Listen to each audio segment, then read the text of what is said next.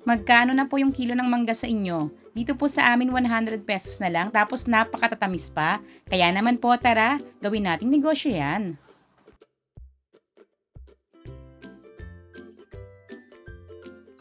Sa isang mixing bowl, maglagay po tayo rito ng egg yolk.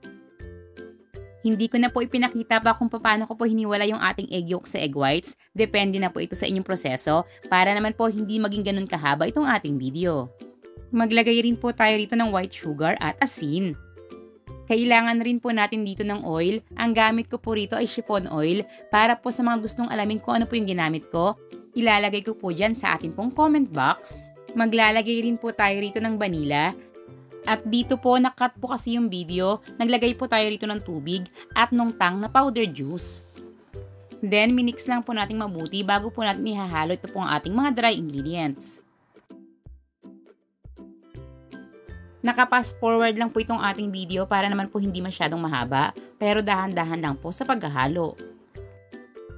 Sa paggawa po ng ating meringue, kung sakaling available po sa inyo ang cream of tartar, pwede po kayo maglagay rito ng 1/2 teaspoon. Pero kung sakaling hindi po, pwede pong white vinegar katulad po ng gamit ko ngayon ang inyo pong ilagay. Yung acid po kasi tumutulong para maging stable po ito pong ating gagawing meringue. Hindi ko na lang rin po ipinakita pa sa video pero sa tuwing gumagawa po ako ng meringue, lahat po nung aking gagamitin, mula po dito sa ating mixing bowl, wire whisk, hanggang doon po sa pinakatinidor na pangbasag po ng itlog at yung bowl rin po na gagamitin natin doon, gumagamit po ako ng tissue, binabasa ko po ito ng white vinegar, then pinupunasan ko po ito lahat. Sa ganoong pamamaraan po kasi makakasigurado tayo na hindi na po nagmamantika yung ating mga gagamitin para hindi rin po tayo mahirapan sa paggawa po ng meringue. Kapag protein na po itong ating egg whites, unti-unti na po natin ilalagay yung ating pong white sugar. Paunti-unti lang po para hindi naman po bumagsak yung ating pong ginagawang meringue. Sa bandang dulo po ng ating video, timbangan naman po yung gamit nating panukat doon para naman po may option kayo kung ano po yung available sa inyo dito po sa pagsukat ng ating mga sangkap.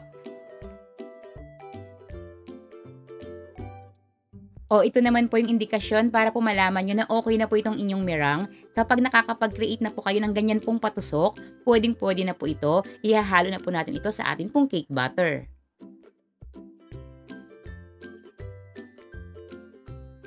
Dito nga rin po pala, ipinapakita ko lang po sa inyo ngayon na pwedeng-pwede po kayong gumamit ng atin pong hand mixer. Pareho lang din po yung magiging outcome, basta pareho lang din po yung proseso na inyo pong gagawin.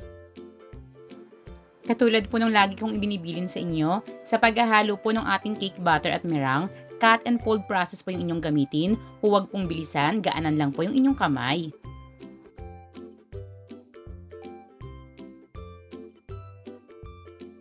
Hindi ko na po bibilisan pa yung video rito para naman po makita nyo talaga kung paano ko po ito hinahalo. Dahan-dahan lang po gamit po ang cut and fold process at siguradong magiging maganda po yung resulta ng inyong cake batter. Gaanan nyo lang po yung inyong kamay sa paghahalo nito at huwag nyo pong panggigilan para hindi po bumagsak yung meringue. Ganun po kasi yung nangyayari kapag nasobrahan po tayo sa paghahalo nito, niluto po natin ng maayos yung ating chiffon cake, then paglipas po ng ilang minuto babagsak po ito dahil nga po hindi po maayos yung ating paghahalo. Dapat po maging ganito yung resulta ng ating cake batter, fluffy, smooth at wala pong butas-butas.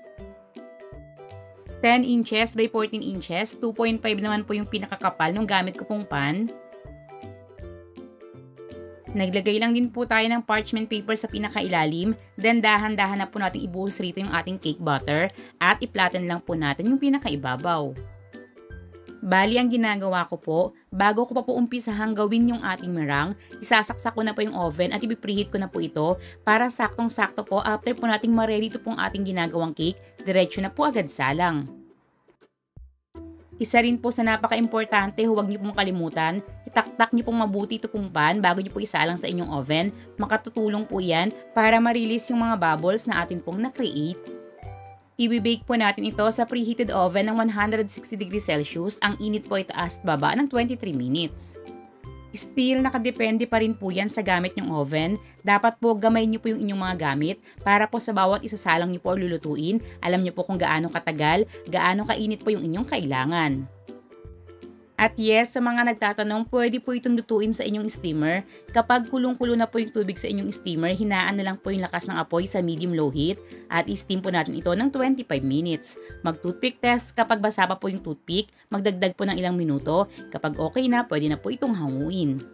At kung tinaktak po natin ito bago isalang, itataktak rin po natin ito kapag hinango na po natin, then itataob po natin ito hanggang sa ito po ay tuluyan ng lumamig. Para naman po sa ating pinaka-frosting, mag-whip lang po ako rito ng whipping cream. Kahit ano naman pong available or gamay nyo na, pwede nyong gamitin. Pero sa akin, ito po yung aking ginamit. Nabibili po ito sa online stores. Kung gusto nyo, ilalagay ko na lang po yung link sa atin pong description box. Pwede po tayo rito magdagdag ng condensed milk or powdered sugar. Depende na po ito sa ating panlasa. Bali dito po sa ating buong recipe, isang sachet lang po nitong ating powdered milk yung aking nagamit. Yung kalahati po nilagay ko po sa ating cake butter at yung natira po nilagay ko naman po dito po sa ating ginagawang icing.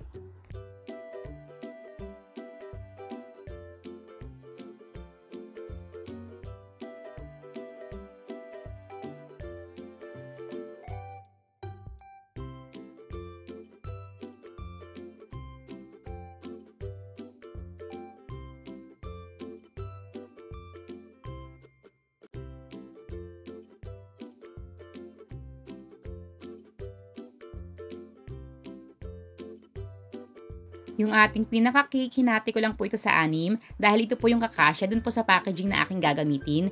Then sa pag-a-assemble po, tingnan nyo na lang po yung aking gagawin.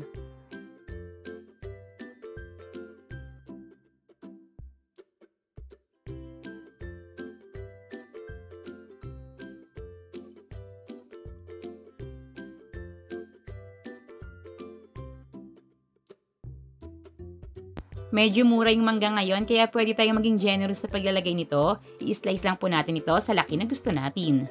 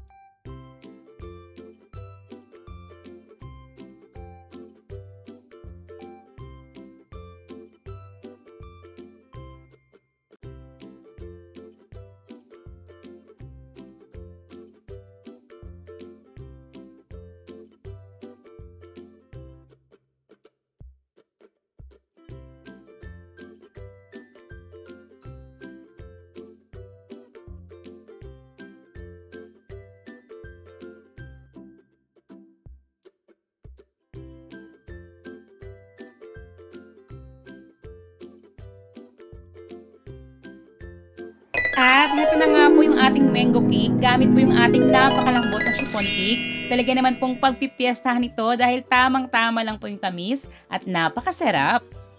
Again, sa pagkakosting, much better pong mag-compute rin kayo dahil nga po magkakaiba po yung presyo ng ating mga bilihin. Sa susunod po nating video, ipapakita ko po sa inyo yung another po nating flavor ng chiffon cake. Gamit naman po yung mas maliliit na lalagyan, mas maibibenta po natin ng mas mura. Yung atin pong sticker, pinagawa ko lang din po online. Pwede rin po kayong paggawa para po personalize at nakapangalan din po sa inyo. Sa mga interesado, gusto niyo po bang ilagay ko na rin po sa atin pong comment box? So paano, hanggang sa muli po nating pagluluto!